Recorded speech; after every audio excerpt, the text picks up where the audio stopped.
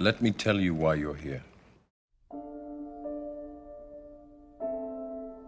You're here because you know something.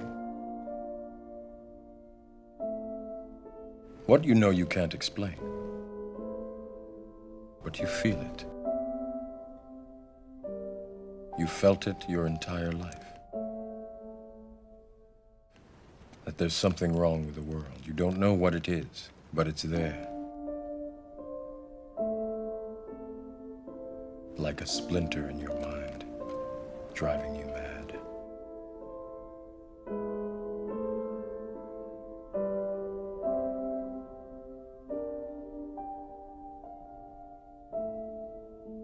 Do you know what I'm talking about?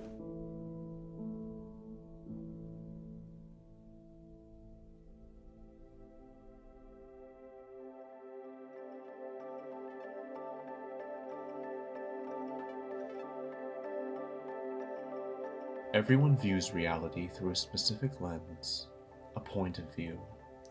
If you have a small range of experiences and information, you will have a small level of awareness and understanding.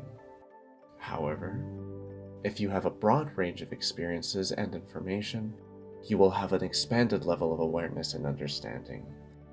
So, what could be crucial and life-changing information to one person will be meaningless to the other due to their level of awareness and understanding about the nature of reality. This is important to understand because collectively, the frame of reference maintains societal and cultural paradigms. For example, 500 years of slavery was made possible due to the mental conditioning of the people of the world. Generations of indoctrination maintained the corrupt systems set in place.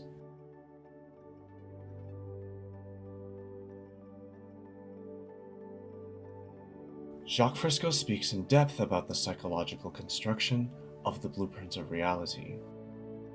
He demonstrates that the human brain arrives to a conclusion using bits of information based on the person's frame of reference. It is not possible for any human being to build a frame of reference of any kind without experience. Everything you've seen, heard, read, or learned in some way has shaped your view of reality within a frame of reference. We're talking about the forces that shape human behavior. I believe that all human behavior is lawful. That the reactions and values that all people have are perfectly lawful to the environment that they come from. So every human being is perfectly well adjusted from where they are coming from their background and experience. This means, depending on where you are born and raised, you will develop in accordance with the society presented to you, the immediate family household, the people you surround yourself with, the language spoken, the religious doctrine, and the system of governing are all residual forces shaping your frame of reference. We're victims of culture. We look at the world with our background. We have no other way of doing it. Psychology is kind of a rudimentary form today, an attempt to grasp at the factors that shape human behavior, the factors that are responsible for the way we look at ourselves, other people, and the way we behave, or, if you wish, misbehave. I don't believe that any human being misbehaves. They use whatever tools they know of, whatever tools they're familiar with. If one is raised in a distorted environment, which we all are, they will have a distorted view of reality.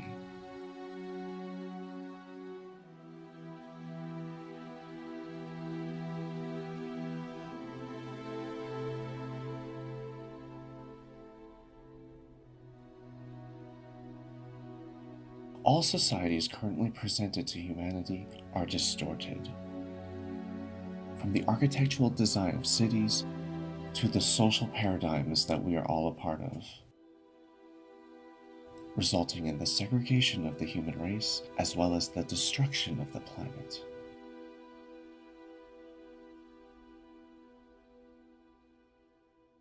It is said that one brain cell is useless, but the billions of them together give rise to the experience of being a human being.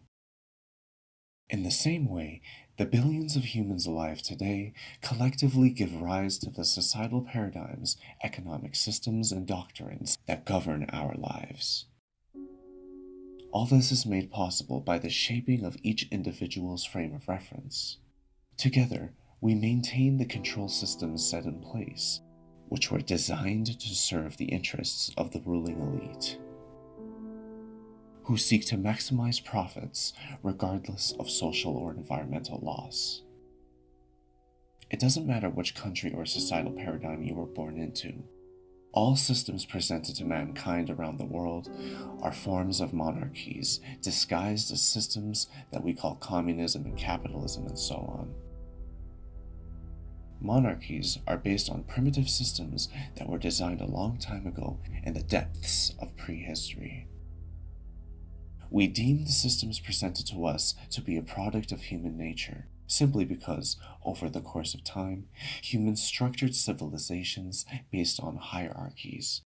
From a historical perspective, there has always been rulers, fortifying the illusion that the desire to rule over one another is all part of human nature. It is true in the natural world that animals compete with one another and follow hierarchies, but all things in nature are based on the balance of life that has maintained itself for billions of years, whereas the self-destructive civilizations we've created do not adhere to the balance of life. And they never last. No human civilization has ever survived for very long because people do not include the knowledge of our connection to the planet into our collective frame of reference. And so, our collective frame of reference is lacking the critical bits of information about ourselves and thus adhere to distorted ideologies that continue to brainwash the masses. Should one expand their awareness of the nature of reality, one would see that all societal structures presented to mankind are obsolete. The human race operates within a limited awareness range, stunting the physical and spiritual evolution of our species, manifesting the corrupt systems that control our lives. From educational systems, political systems, monetary systems, and all systems of government. They are all immersed in corruption and continue to operate based off of generational indoctrination. Many believe that humanity requires control systems to prevent chaos, that the atrocities committed around the world is all part of human nature. However, Jacques Fresco shows us the contrary. It is not human nature, it's human behavior that's shaped by culture. There is varying degrees of human behavior. If we wish to understand the factors that generate our value system, that generate the way we look at the world, we have to go back in time and study these things.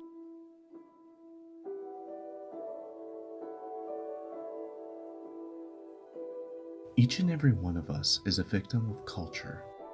We did not choose to be born in any one society. We are just simply brought up into different circumstances. This is important to understand when debunking human nature. The illusion of human nature arises when humans behave within a set of circumstances over a long period of time. For example, greed can only exist within societies that value currencies and commodities.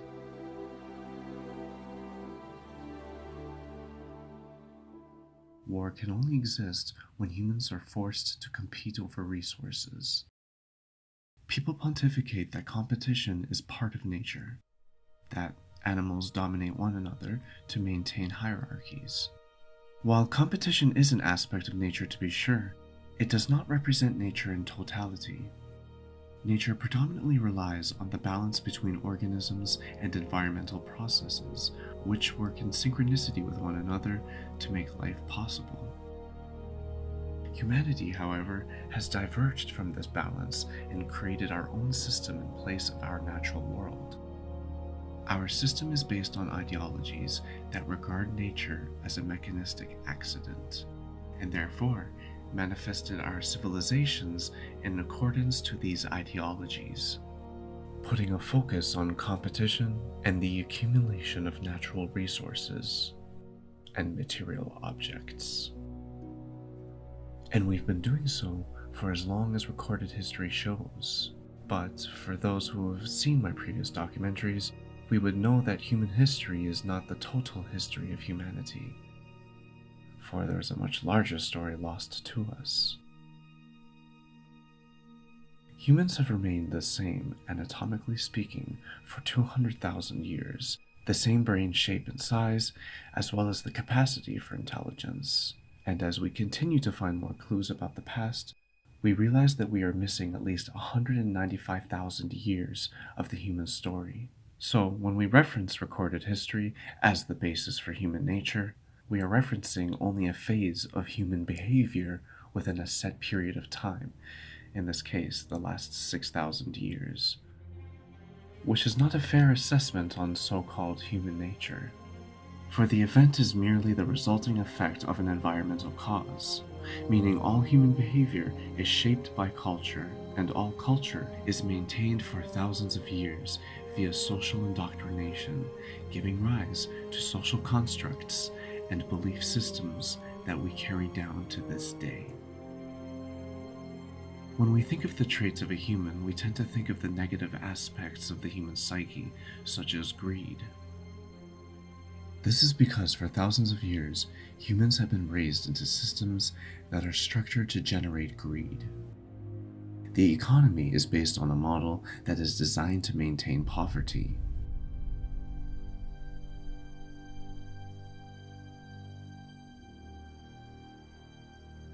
It is designed to split humans into classes of society, creating the illusion of value, which further creates more social constructs that we deem to be right and normal. Valuing worth based on status.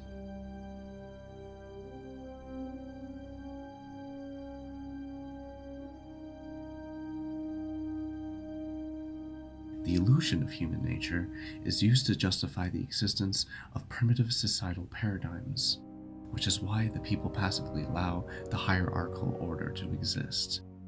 Every society is made to serve the ruling elite, and all societies are maintained by societal engineering, so to speak. Religious, educational, political, and cultural systems are specifically designed to maintain the current paradigm that we deem to be right and normal, due to our assumption that this is all part of human nature. And our societies operate within the paradigm of thought that says human beings are above all forms of life, that we are the apex of evolution, that the universe and all life in it are an accident, a chance, a byproduct of mechanistic operations that are completely random. This paradigm of thought is the basis of our cultural and mental conditioning, creating the distorted ideology that has affected the minds of the masses. Despite the obvious differences in every country, they are all operating within the same paradigm of thought, economic growth. This drive to attain money is present in all societies, giving the illusion that this has always been a part of life. These ideological systems operate under the assumption that the earth has infinite resources.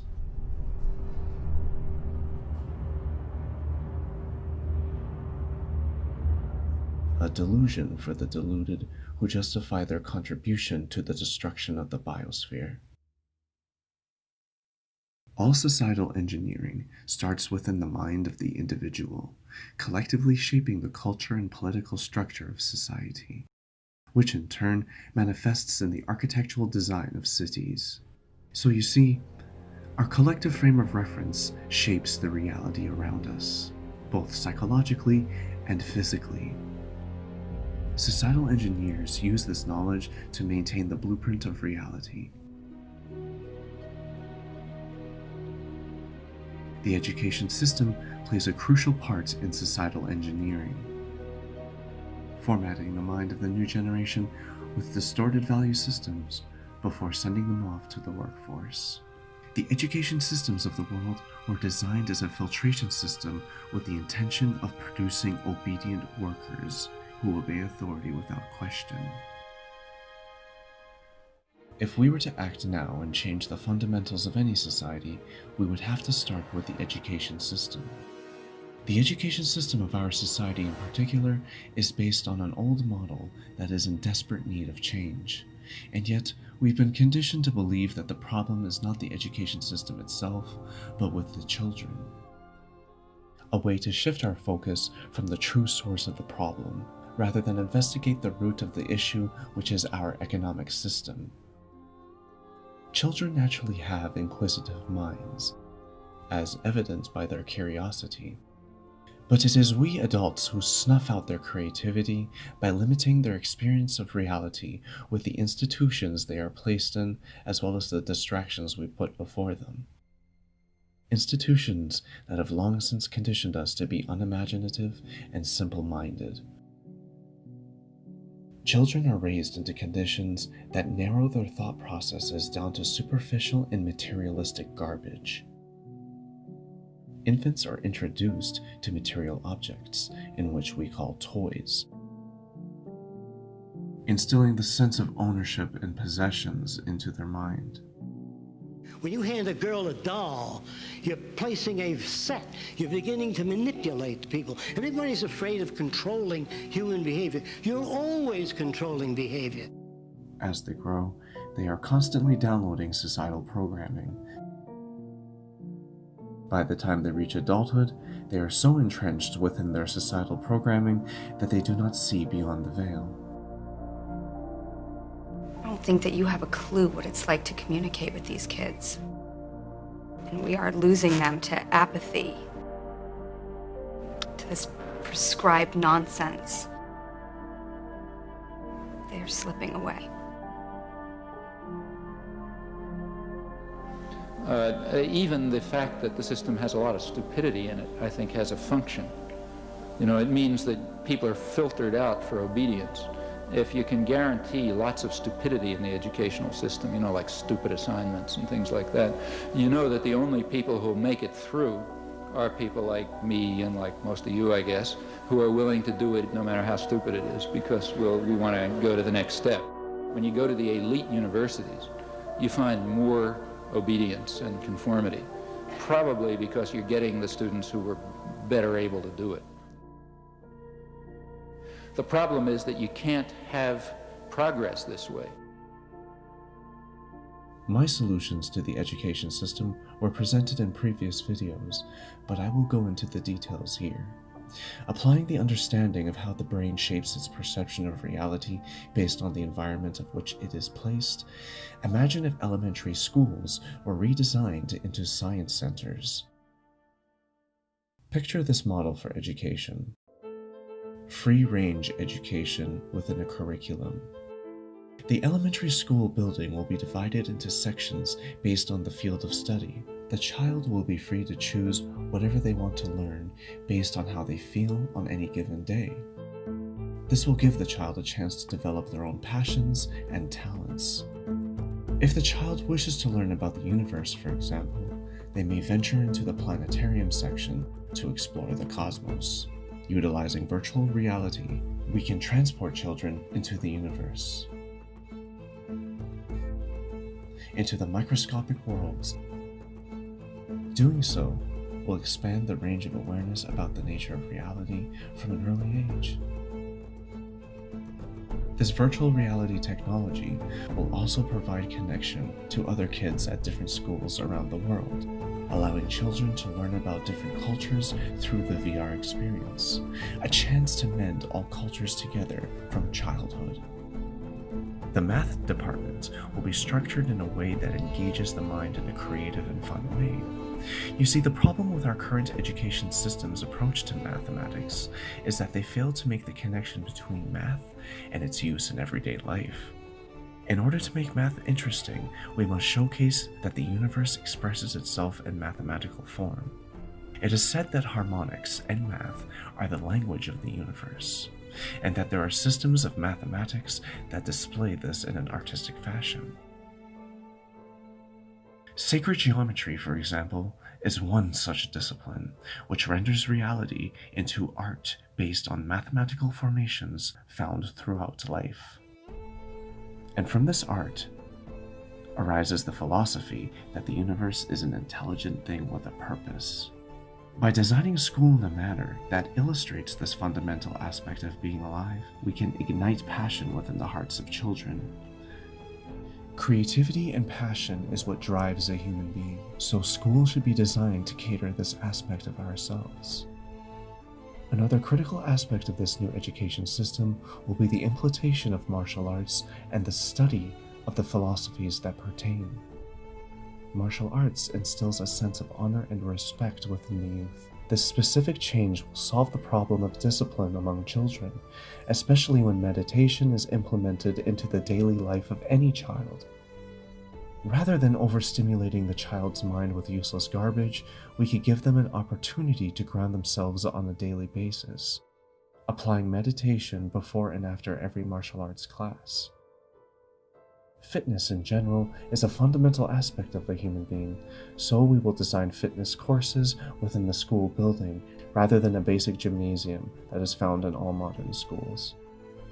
Agriculture and cultivation will also be taught to the youth within greenhouses specialized for different climates found around the world.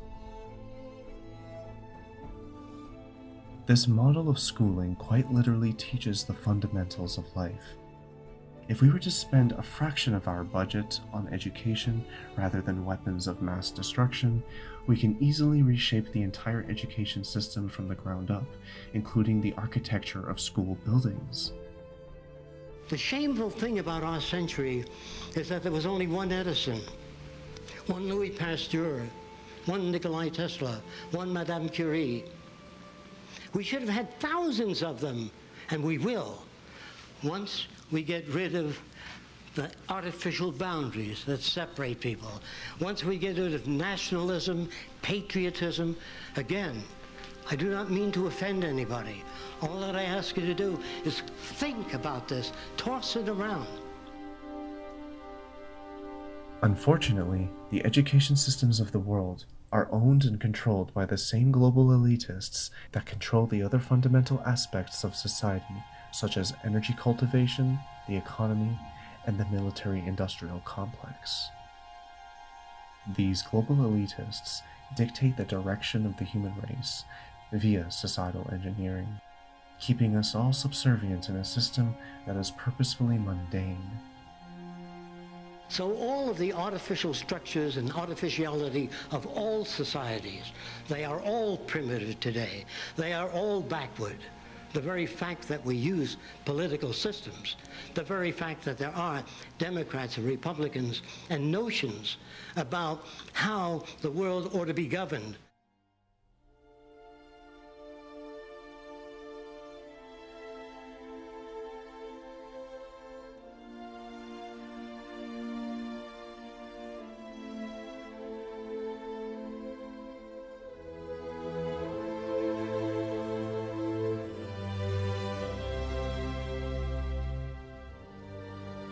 That you're indoctrinated to a set of values that are unreal.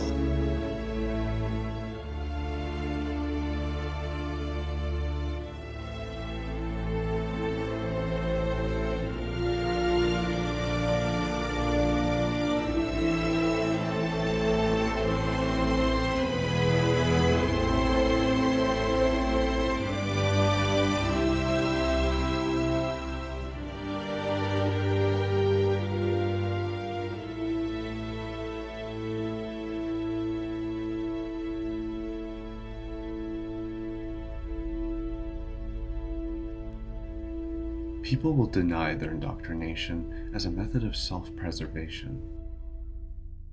For we identify ourselves with where we are coming from and the culture we were born into, all of which shapes your frame of reference of reality. So what appears to be right and normal is all dependent on your frame of reference. People can be born into a distorted system and never acknowledge it due to their indoctrination.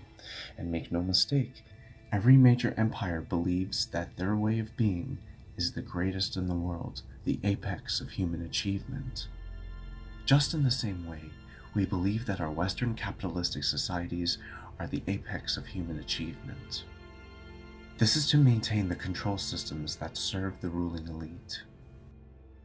Every civilization in recorded history was structured to serve the ruling class. Some would say that this is the result of human nature. However, we have shown previously that human nature is a false concept. What appears to be human nature is simply human behavior within a specific set of circumstances for thousands of years. And so, the specific phase of the human story, we've been indoctrinated to live in a certain way for the benefit of a small group of people. And the same goes for every society. The monarchies of today are the super rich, the multi-billionaires that control our media, our food and water supply, and our governments. We do not live in democratic societies, as many are brainwashed to believe. The super rich host elections as a way to trick you into thinking that you have power, when in reality you are voting for an actor playing a role for whichever special interest group that he or she represents.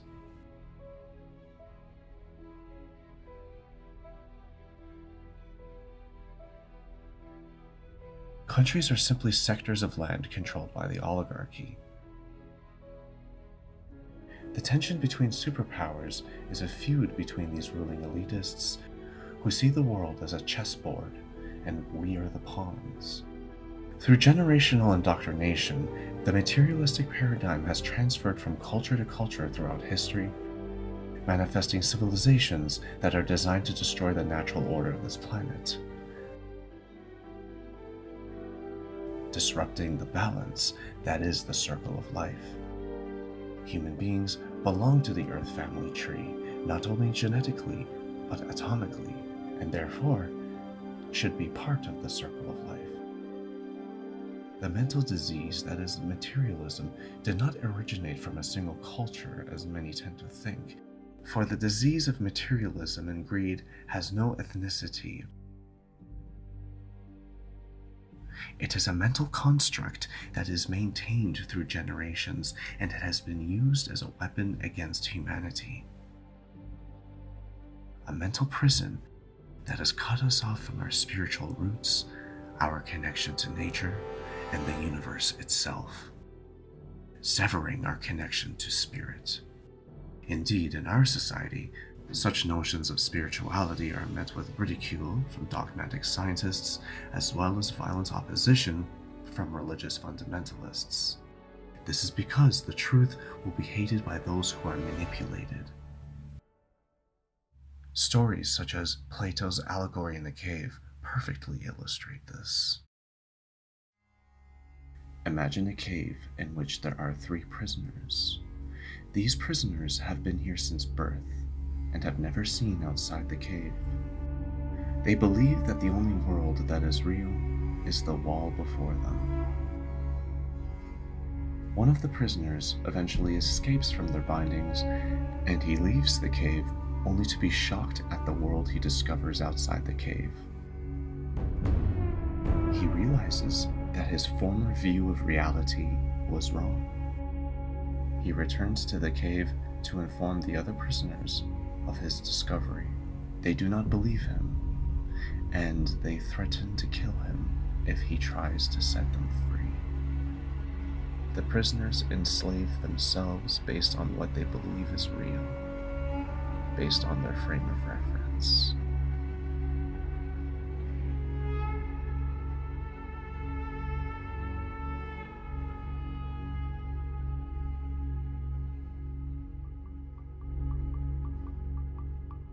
What I've learned from studying slavery is that in order to enslave an entire group of people, you must remove their language, culture, and value systems and replace them with your own. It's almost like we've been conditioned so well through such a long process that now it is us who are enslaving ourselves mentally. Cutting them off from their roots and from who they are, depriving them of a sense of identity, instilling a void within. This has been done to the human race on a mass scale, but in a very subtle way. A multi-generational mental programming process, slowly shifting humanity into a production consumption-based species, no different from a virus that is destroying the earth. What allows this to go on is the facade of normality within the structure of society. The average person doesn't see the issue with how we live simply because their frame of reference lacks the necessary pieces of information and experience that would generate an emotional reaction to the truth. Social institutions such as religion, economics, education, and the state are all intricately woven into the frame of reference. They act as mental programs for the mind.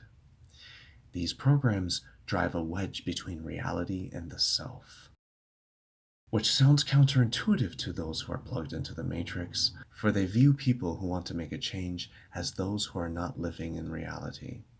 It is the perfect irony. As one undergoes the process of self-actualization, it becomes clear that the world has been replaced with a dream, a mental prison that is the matrix in the form of our societies. This matrix has instilled distorted value systems into the minds of the masses, infecting their hearts with the sickness of greed. When I was a young man growing up in New York City, I refused to pledge allegiance to the flag. Of course, I was sent to the principal's office, and he asked me, "Why don't you want to pledge allegiance? Everybody does." I said, "Everybody once believed the earth was flat, but that doesn't make it so."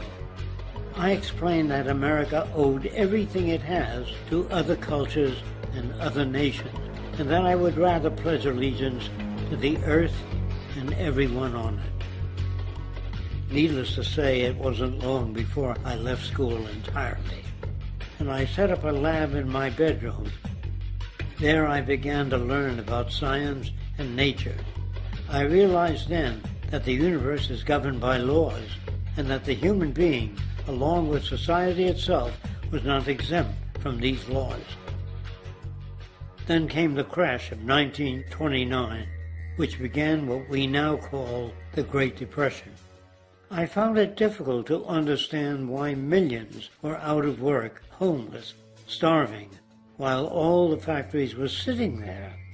The resources were unchanged.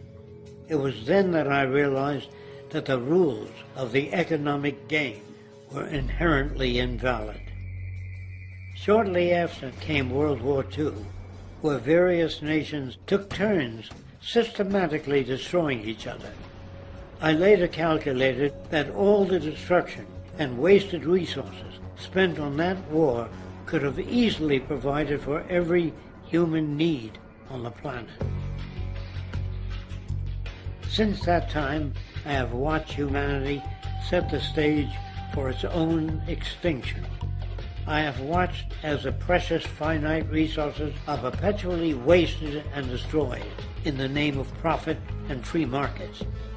I have watched the social values of society be reduced into a base artificiality of materialism and mindless consumption. And I have watched as the monetary powers control the political structure of supposedly free societies. I'm 94 years old now, and I'm afraid my disposition is the same as it was 75 years ago. This shit's got to go. Out of ignorance, the masses willingly partake in this money game. We pass down these ways to our children, and they pass it down to their children.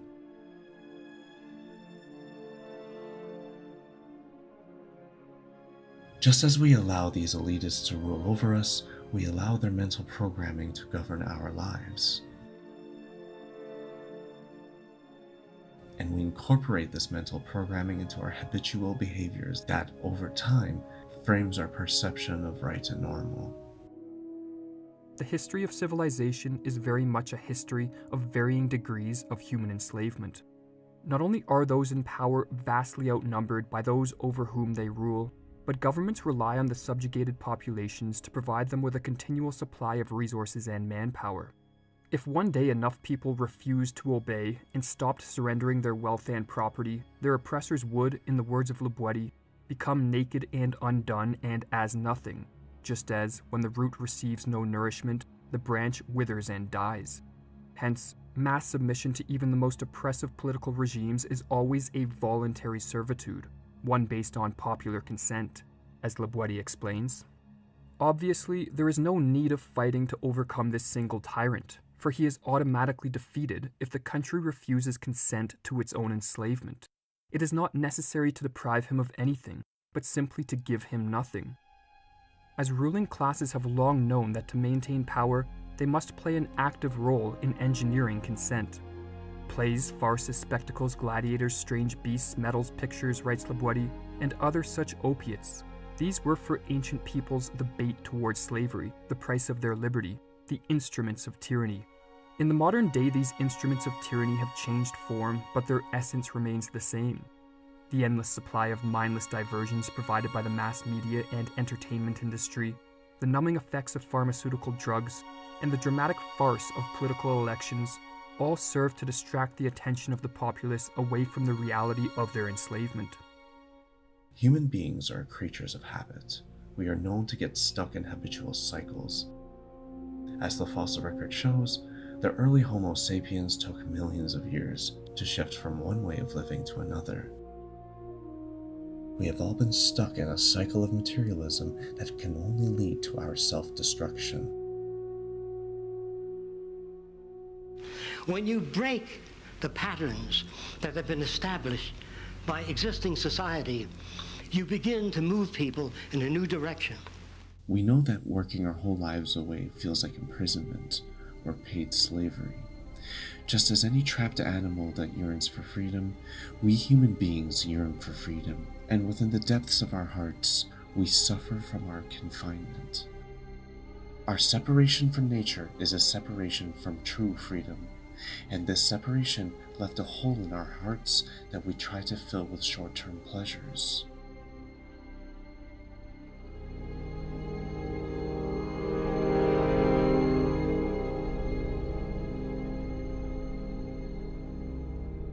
Just as there have always existed those who seek to rule and exploit others, so too in all ages there exist individuals who instinctively rebel against any form of servitude, and thus are tortured by the chains which others appear not to notice.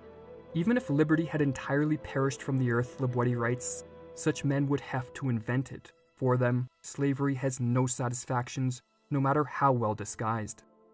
Those who comprise this elite vanguard of freedom devote much of their time to educating themselves and developing their critical capacities for the sake of awakening others to the nefarious and deceptive nature of political rule. This work is done in the realization that if a critical mass becomes aware of their enslavement and of the true value of freedom, voluntary servitude on a mass scale will end quite abruptly. It does not take a bloody revolution to change the system, however. All that is required is mass dissociation from the established order. Deprive those in power, and their power fades.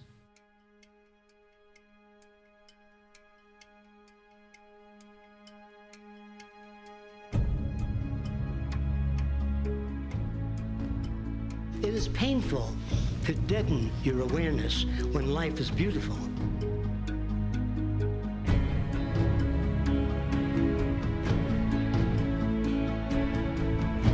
When what you do goes out to people and makes their lives better.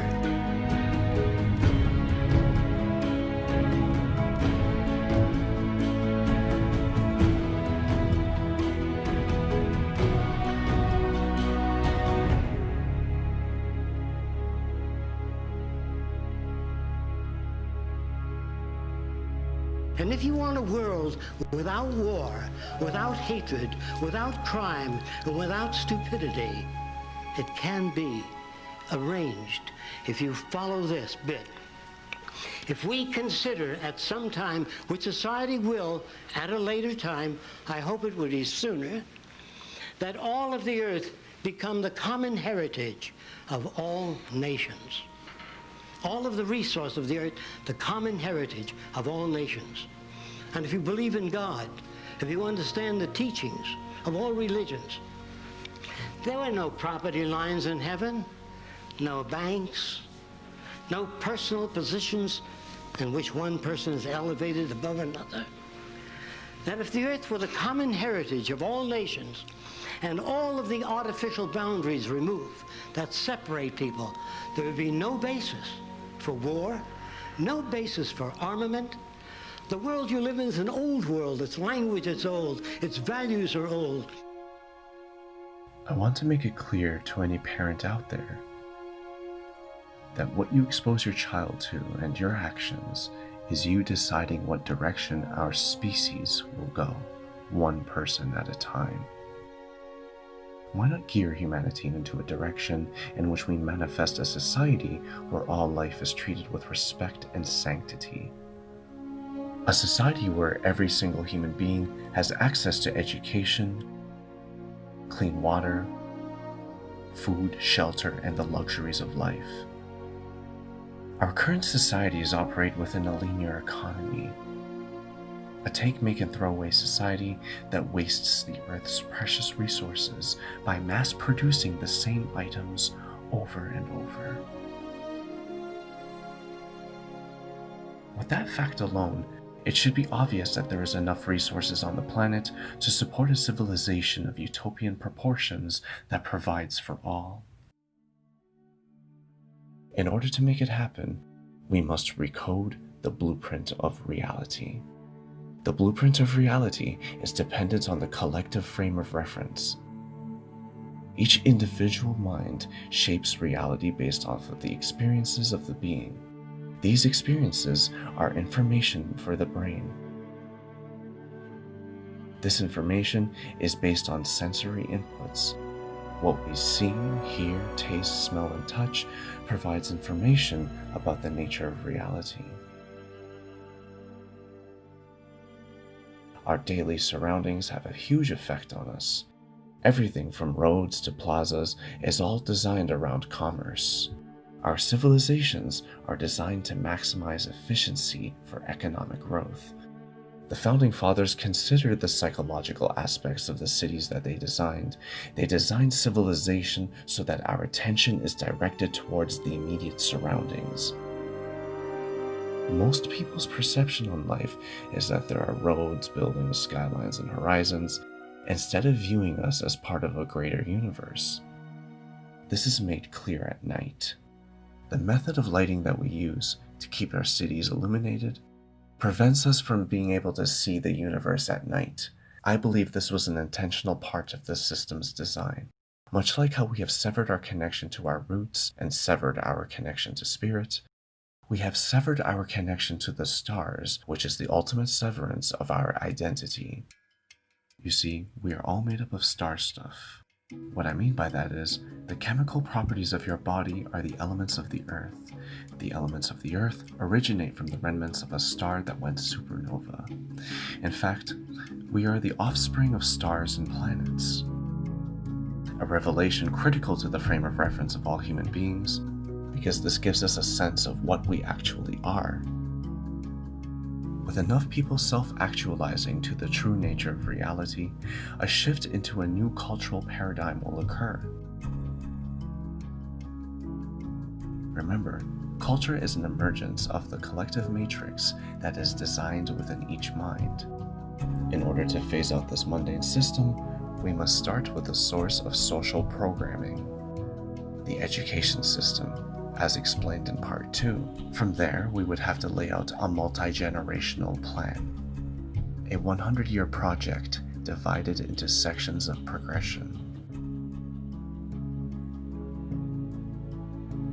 The first quarter will focus on the reshaping of culture via the education system. The idea behind this education system is to simply showcase the nature of reality. Doing so will give human beings the sense of what we are. During the second quarter of this reconstruction project, the children will have grown to be key members of society, politicians and influencers who will begin the next phase of the plan, the actual redesign of human civilization. This process will be a global effort and will generate jobs of all kinds during the 25-year span of time. This shouldn't be too hard to imagine considering that we already work for meaningless jobs in our society. And finally, the phasing out of all monetary-based economic systems will naturally come after the completion of the redesigning phase, for the cities we will design will be maintained by automation. Money does not have a purpose in a society where machines do all the menial tasks. Giving people the opportunity to pursue their passions. Everything from agriculture to city maintenance will be operated by machines programmed by engineers. This multi-generational reconstruction project will create jobs for everyone during the transition, as this current monetary system will still be used during the first 3 quarters of the process, making the shift practically unnoticeable for each generation involved. This process of phasing out between paradigms is not new to the human experience, for we have always gradually shifted from one paradigm to another. However, the major difference between this paradigm shift and the rest in history is that this will be a united effort across the planet. This is what the Venus Project advocates. The Venus Project is a design for culture in which we bridge the difference between all nations. How is that done? By a universal language, the blueprint. If you open a blueprint in Japan, they know what you're talking about. If you write a prescription for England, Japan, France, the pharmacologist understands that. There's no discrepancies. There's no ambivalence. I wonder what he meant by that. It's clear. The language we use daily is not. The shameful thing about our century is that there was only one Edison, one Louis Pasteur, one Nikola Tesla, one Madame Curie. We should have had thousands of them, and we will, once we get rid of the artificial boundaries that separate people. Once we get rid of nationalism, patriotism, again, I do not mean to offend anybody. All that I ask you to do is think about this, toss it around. This paradigm shift will be the definitive paradigm shift, the result of the actions of humans who have sacrificed their lives over the course of history. No matter how distant the events of time or how unrelated these people were from one another, they as human beings recognized that their people were imprisoned by a corrupt system that changes its form. Like a disease, it spreads from one group of people to another throughout time. It crystallized into the form of our current societies. And yet, it relies on us to keep it alive. We together form the paradigm, and once we recognize what that means, we can then take the necessary steps to change the world.